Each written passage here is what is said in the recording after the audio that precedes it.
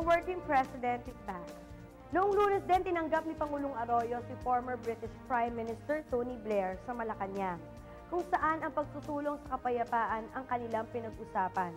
Ginawang halimbawa ni Mr. Blair kung paano niya niresolbahan ang secessionist movement sa Ireland noong panahon ng kanyang panunungkulan. Never give up. Ito ang simpleng mensahe niya sa bansa.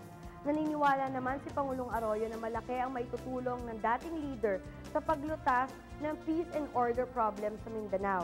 Ipinagmamalaki ni Pangulong Arroyo na ang patuloy na pagsasagawa ng interfaith dialogue sa iba't ibang sektor sa bansa ang naging daan para sa mas malawak na pagkakaintindihan. Bukod sa peace process, isinusulong din ng pamahalaan ang pagbibigay ng mas maayos na pamumuhay sa ating mga kababayan.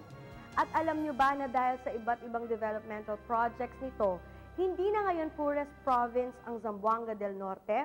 Panoorin natin ang pag-abante ng Zanorte sa Approve.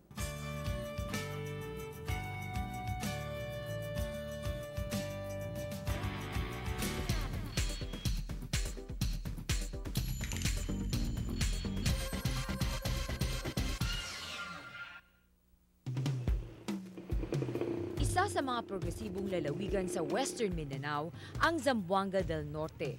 Mula sa pagiging poorest province noong mga nakaraang taon, umangat na ito sa kahanga-hangang antas ng kaunlaran. Mula sa larangan ng turismo, infrastruktura, kalusugan at kabuhayan, di na patitinag pa sa pag-abante ang Zanorte.